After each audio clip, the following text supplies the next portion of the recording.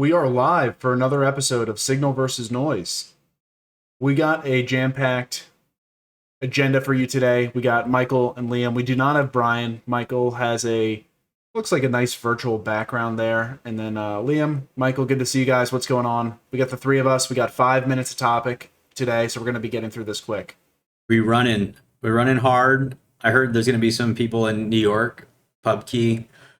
There's already a lot of submissions. Maybe we have to tell Thomas he has to close down the bar. We'll see. But yeah, next week, if anybody wants to see Jackson, Liam, potentially myself, we'll see if they can get me back out here. Guys, gonna just set up he's setting up a happy hour and just not showing up to it? It's unbelievable. I mean, you've been asking to drink on the company dime for a while, so I figured it was a nice thing to do for you. I didn't know you wanted me to hold your hand, but I can. Unbelievable. Liam, what are your thoughts on this? I'm just excited to get together. We have a lot of great investors and clients that appreciate the show, listen to it, and want to grab a beer off camera too. We always have we have no shortage of interesting things to talk about, not just related to Bitcoin and what the signal versus noise is too. So we'll be bringing that in person as well. The best part is, Brian's like sitting on whatever beach, drinking like a Mai Tai, listening to this right now. He's just Brian, talking to himself about his real takes too. He's Yeah, like, "Oh, he's that's like, no, fucking that's fucking noise." stupid. Brian, you're out there. We miss you. All right, let's get into it today. First topic, Anthropic tells investors annualized revenue run rate climbed to 65 billion in July. That is about a sevenfold increase from a year ago, underscoring the popularity of the company's enterprise tools. At OpenAI, annualized revenue run rate reached recently $40 billion. All right, gentlemen, what do we got here? Who wants to kick it off? I'm going to give it to Liam. Liam's very well prepared for this episode. So, Liam, lead us off here. Signal or noise? Yeah, this is Signal. The open source tools are getting significantly better, but the amount that the frontier is really capable of is just pulling away significantly. Um, these guys are just operating at a completely different level, growing one of the fastest run rates in the history of any sort of business, and it shows up in the numbers. These guys are doing fantastic numbers, and they're going to continue to grow significantly. Obviously, everybody's coming into the space more and more so, and they're compute constrained, which could potentially be a downside. But it just really shows how the real signal here is how valuable the tools are and how much they're really diffusing into real life. I think that everybody really feels it on the show, of how, especially when you put a lot of time and energy on how to use it correctly, there can be real significant leverage here, both for us and companies in general. And so I think this is pure signal, and we're going to continue to see the companies like these pull away more. Yeah, I mean, it's a very fascinating case study, and we'll see where it goes. We've never been here. There's a lot of angles. One is post 2022 and interest rates rising. The AI boom took off, and so it's taken up and soaked up a lot of capital and GDP. Um, and so there's the need or the demand for intelligence is almost infinite, and so there is a lot of room. It's unprecedented the rate that they've grown, 10x I think the past couple of years. Um, but ultimately, there's the other side of it, which is the people side. And I think Dario was quoted. I think it was offline of saying that there's a non-zero chance he's the only private company that exists, right? So there's just like this fundamental friction with how society will end up with these tools. And then there's also the consumer side, because I would imagine, what was the number 2% of people are using these tools, which obviously is a bull case for the opportunity set, paying for using these tools. But the other side of it is, if you ask anybody about AI, probably the sentiment right now is mainly around data centers, and it's not positive. So that's just another component to like, where does this go? And it's everyone's, I don't follow politics a lot, but everyone's understanding that the 2028 election will be around kind of like the socialist class, the K-shaped economy, and then AI and data centers being a huge aspect. So in my direction, it ends up as a lot of like centralization, in the sense of like the government's going to figure out some way to get involved here at some point. It feels like the writing's on the wall there. Yeah, makes a lot of sense. We can also touch on this part briefly from Goldman, but before we do, I think one of the signals for me was just from a marketing and distribution perspective. Anthropic and OpenAI, they always go back and forth in terms of frontier models and who has a better model for what capabilities. But I feel like there was an inflection point around the start of the year where Anthropic really nailed the marketing and distribution. And so I feel like that's a signal for us as a business. And we always are looking to improve there because we know that the best distribution wins in these industries. And so that's a signal for me. Like I can't discern typically between the two if I'm using frontier models on Anthropic or OpenAI. But I did switch to Claude probably around January, just based on all the marketing that they were doing around Claude Code. They had a ton of influencers on board, and so OpenAI I feel like has kind of missed the mark there, despite having the early lead. And then Nick, if you were to just scroll up here real quick from Goldman, we can just touch on this very briefly. Had some information here on an executive or the executive summary is the AI capex debate, talking about the demand side of the question and will adoption justify the spend. There's four assumptions here in this full research report. The first is just the economic useful life of AI silicon, where small shifts in replacement cadence move cumulative spend by hundreds of billions. The cost and complexity of next generation data centers, which are rising as AI workloads push power density higher and system integration deeper. The chip and architecture mix, whose impact depends on whether compute demand is elastic or inelastic. Elongation from power, labor, equipment bottlenecks, which in stress scenarios can feed back into demand side doubt. So it's kind of a fancy way of saying that there's a lot of uncertainty and there's a lot of different inputs here that can really influence the supply and demand equation. You can see this chart here in terms of the baseline aggregate AI capex estimates. Gentlemen, any quick reactions on this? I know we'll go a little bit over on this topic, but that's all right. We can wrap up quickly on other ones. I mean, the two big ones are the capex and energy side of things because there is infinite need and demand for intelligence, and we don't even know, the unknown unknown. But the reality is there is a constraint around energy production. So that's going to be interesting to see. These products will get more efficient, but it still will require more energy. The other thing is like the estimation that everyone's just going to go open source. I think it's just built on a fallacy because to your point, their distribution is the best distribution that exists, which is a great product. Because if you have a truly great product, you get the virality of people telling other people about it, and so then your customer acquisition costs, lower, your churn lowers, and so it's the reason why, like an iPhone, you can go buy $100 phone, flip phone, but people don't. They spend 10x that, and I think it's the same thing here when you talk about the harness, the memory, and everything associated. They just have a really fantastic product for what is needed, and they're just getting started. How many people are actually using this stuff in any real way? Yep, they packaged it extremely nicely. The analogy is probably Linux versus Apple. Like anybody can run Linux for free and have complete control, but most people want something out of the box that just works and they think has a great UX. So they're gonna do extremely well, and they can have people who do this for a living to make it a pleasant experience. One last thing that I had this thought like 6 months ago about this business. I'd be like, man, that'd be a great business to own. Like from the optics vibes, like they're gonna run. I think even as a publicly traded company. But the real angle here is whoever's building on top of this stuff is what you want to own because they're gonna like, especially if they're coming at it from ground zero and rethinking the architecture of a business with this kind of intelligence and doing more with less. So you can effectively get the proxy upside of their growth, but ultimately with the company, just more bang for your buck, I think is the real play from an investment perspective. Yeah, for sure. All right, we got to move on here.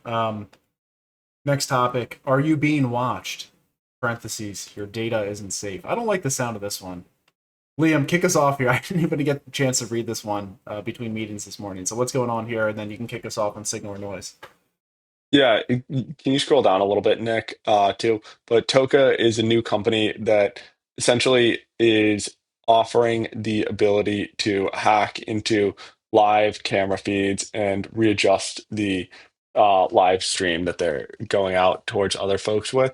Essentially rewriting over what most folks think is happening in real time with data. And then the related one is the next topic about on the next tab about Google buying all of Spirit Airlines enterprise data for $10 million for about 34 years of operational data. Essentially, there's two big takeaways for this. One, I think it's signal that, like we've talked about before, data is just, private private key material is data, and it's all going to be leaked over a long enough time horizon. And it seems like that's happening both with the capabilities of AI, allowing folks to hack more and more data out there, as well as just having successful buying of private data will be the only real moat. And I don't necessarily know how the two of these are going to be intertwined. It seems like a lot of this data that like Google would potentially buy will get leaked over a long enough time horizon. But unfortunately, like we've seen with the flock cameras and everything like that, like a lot of this information is just going to be more and more out there. And unfortunately, there are bad actors who will try to hack into all of this data that's around pretty much everybody. Yeah, I don't necessarily have an angle. I mean, I'd be curious just how your interpretation of Google's value that they'll derive from the Spirit stuff.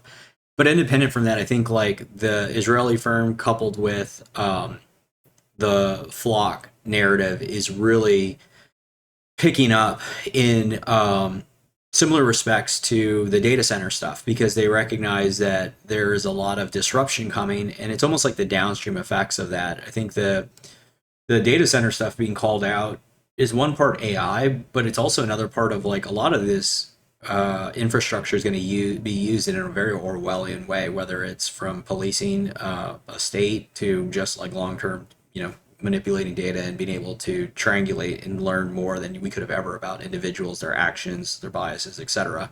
Pre-crime, as an example. The flock stuff is crazy because I don't necessarily know what's going on right now where it's picked up steam. I know there was a recent, about 2 weeks ago, flock camera picked up a license plate, and I don't know exactly what had happened. If it was like, it was effectively like in the system, it was flagged as like, it wasn't used in a homicide, but I think it was like an old, like years ago, and the car might have been sold. There was some miscommunication. And so, like, a bunch of cops had their guns drawn on just like an innocent couple.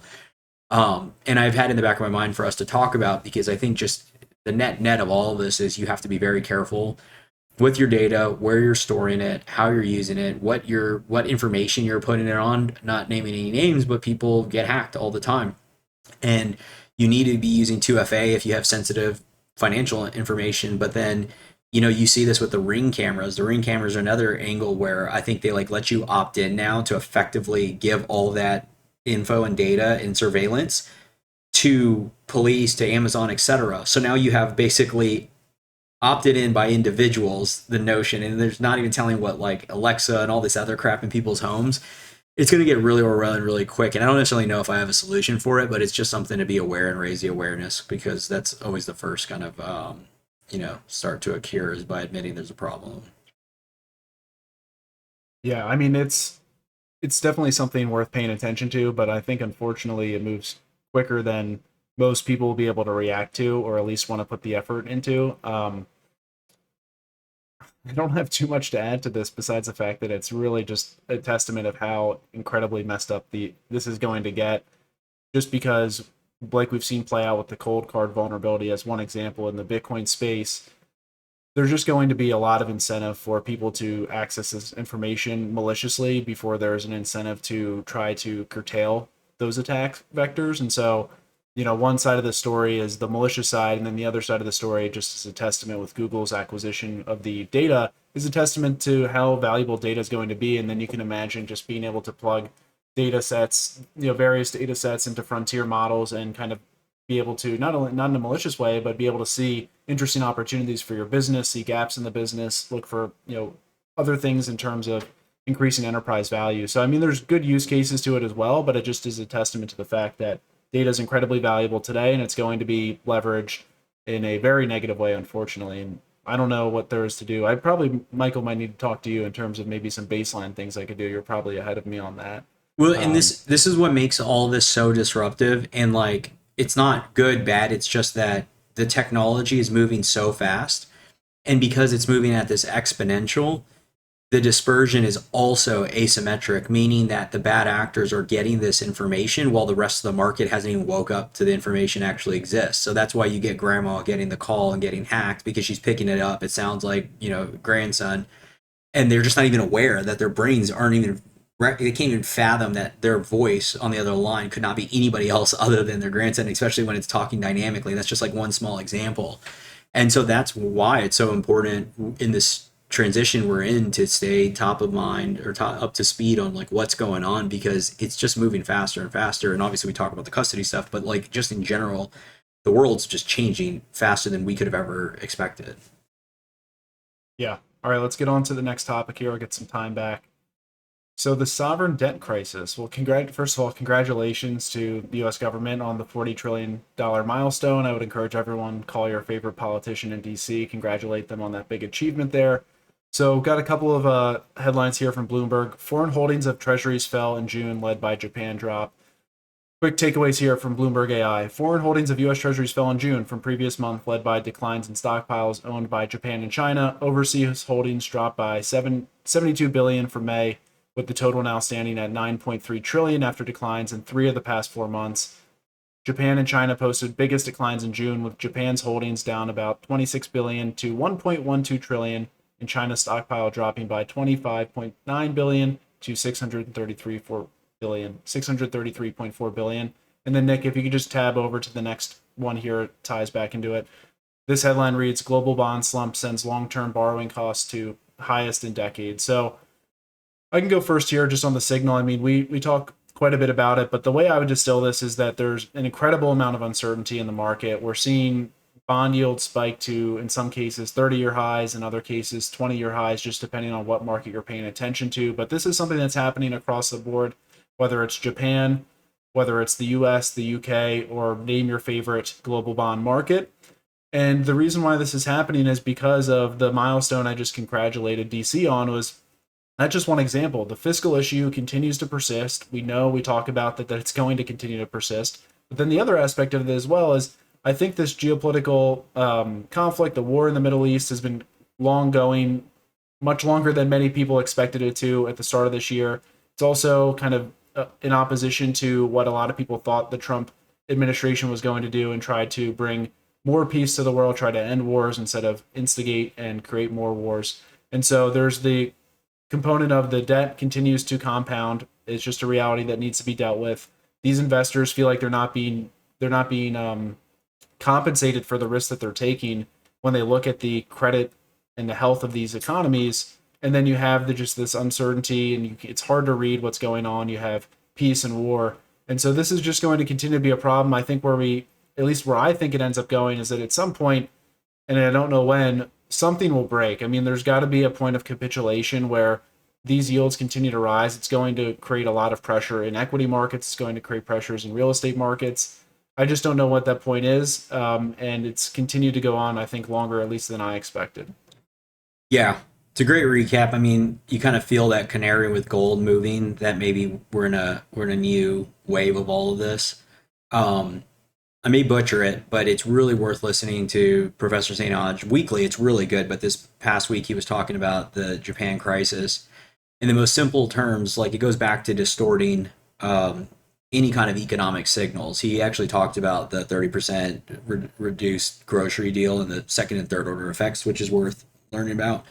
But this specifically relating to when the Japan yen carry trade was happening, interest rates were lower. And so once you raise the interest rates in the US markets, it raises the cost. It incentivizes people to sell yen to go buy those treasuries. Well, when they started to sell yen, the yen inflated, right? So you have, I believe the reduction was 103, like 103 to 1.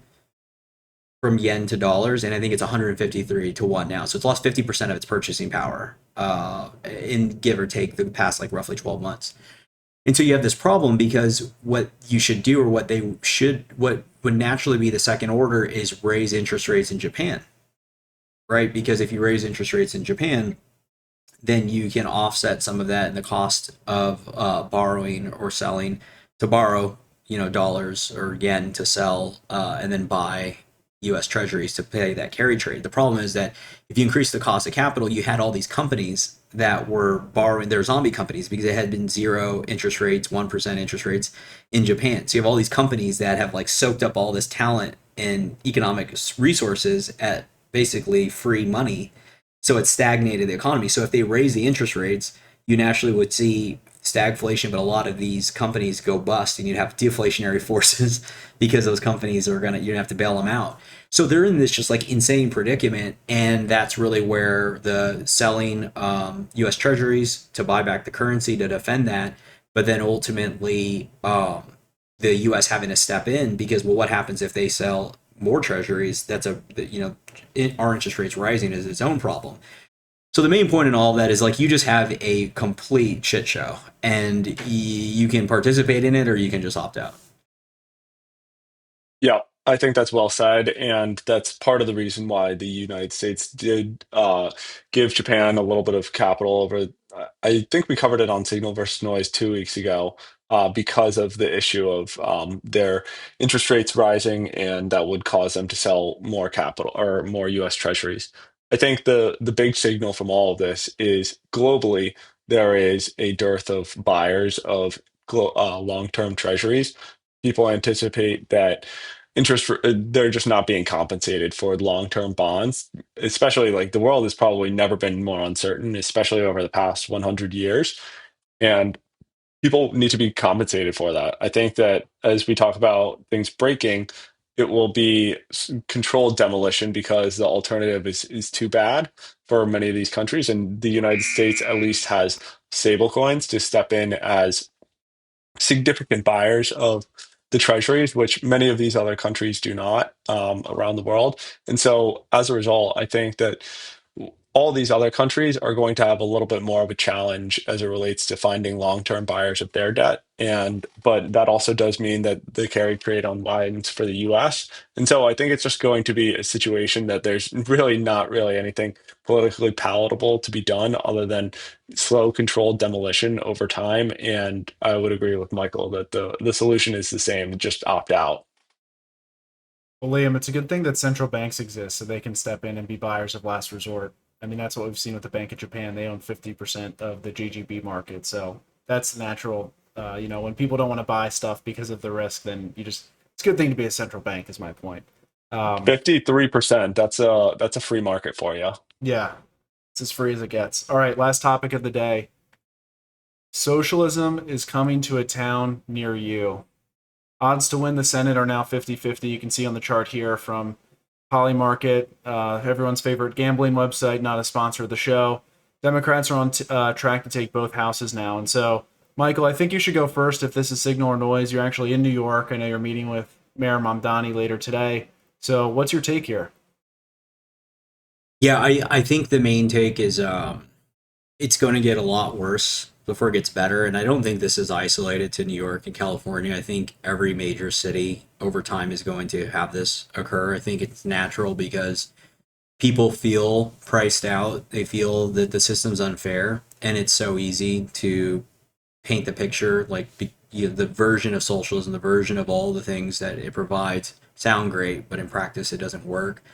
Um, and so it's a similar thing with like opting out. It's not, doesn't feel good if you have a portfolio and you're used to it and you think about concentration, you got to figure that out. But the same thing is if you have family or you're in a city and you've gotten comfortable with those assurances, you have to be thinking about where does this go, because like I think a lot of people lean into, well, this will get fixed or because of this will happen or we'll vote our way out of it, and it's just fundamentally not the case. You can go back and you can see this real like ebbing and flowing where each side plays off of the other side pre and post election, because you saw everything happening when Trump was elected.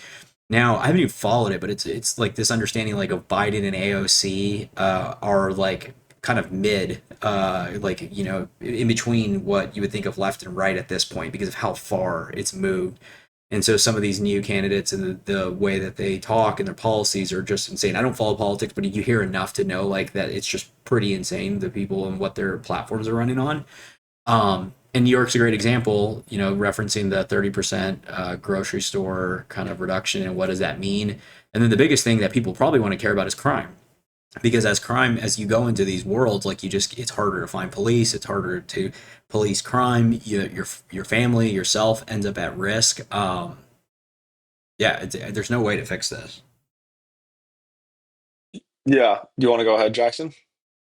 Yeah, sure. I mean, I think it's signal worth paying attention to just because at the end of the day, what we're seeing here is the reversal, or not even like the reversal, it's the trend that we've been going in for a while. But the thing that I would pay attention to is effectively there's been a group of people that have greatly benefited from central banking institutions and also the fact that we have deficit spending, we have debasement of currency. These things are all intertwined. It's created an insane concentration of wealth in this country and in many countries.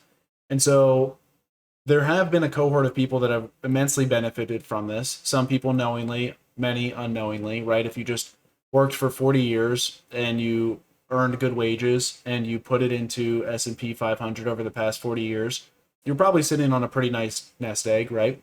And so there's people that have benefited from that, and then there's people who have exploited the system. And it's kind of an interesting tipping point we find ourselves in because those, like, call it top 10%, have benefited from the system, but a lot of them are limousine liberals, and so they virtue signal, they talk quite a bit about, socialism ideals, and this is kind of you get what you vote for type of situation where you've benefited from the system, you ironically don't understand that, and now it's going to come to bite you in the ass. But then there's also like I think the more insidious aspect of all this, put the politics aside, the most insidious aspect, in my opinion, is the fact that the state is effectively left like 90% of people behind through deficit spending and debasement. Those people are, incredibly frustrated and feel like they've been left behind. And I understand that. And so now what's happening is you have like this energizing of about 50% of those 90% that are incredibly pissed off and are voting for essentially what is going to happen with socialism. This the state is going to destroy, the remaining 10% who have escaped this. And so ultimately this all ends up with more money in politicians' pockets, more money in the state coffers, less of a free market, less capitalism, less entrepreneurship, and less wealth being generated. So it's actually an incredibly bad thing, but most people don't realize that this is a symptom of a much larger problem.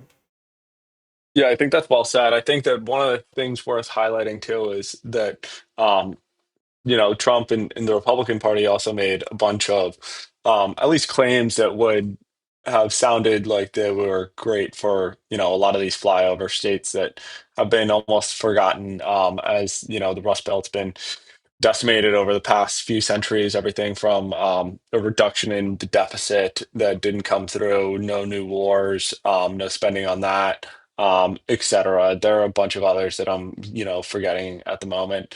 And I think that, this obviously, I would imagine that we continue to see flip-flopping back and forth over, every single election pretty much just because of the amount of stories that somebody can tell is a lot better than the amount of things they can actually deliver as politicians. And with the Democrats, if they do get all parts of this, both houses and the presidency, I think that this changes a lot on the dynamic of growth of the country too. I think that we would see a ton more, slowdown of new data centers, slowdown of existing, AI progress due to regulations, and it would be a lot easier to push any of those changes through.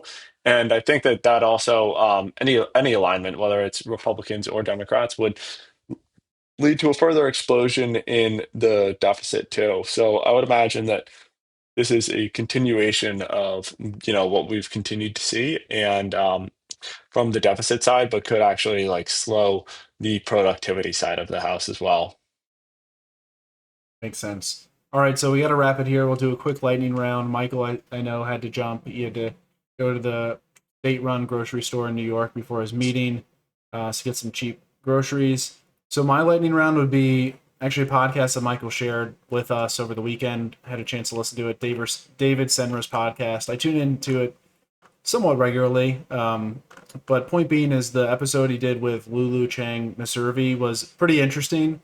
She's the founder of Rastra and is very well known in the PR communications world. And just for anyone who is either building a business or is entrepreneurial minded, I think you'd get a lot of value out of checking out the episode. It's an hour well spent, kind of talking about how things have changed in press and media strategy, how to really distill an idea or a message or a brand that you have as a company into something that can really resonate.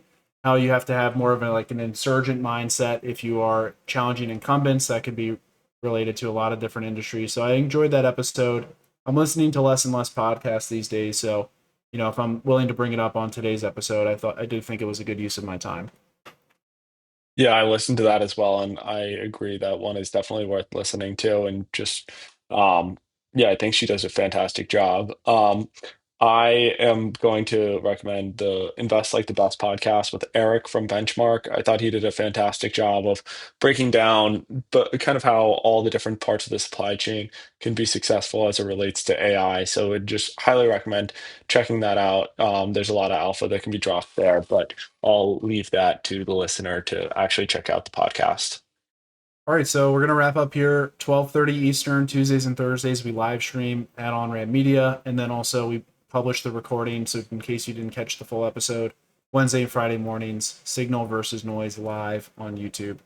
All right, thank you for tuning in. We'll see you on Thursday. Thanks, Jackson. I'll see you.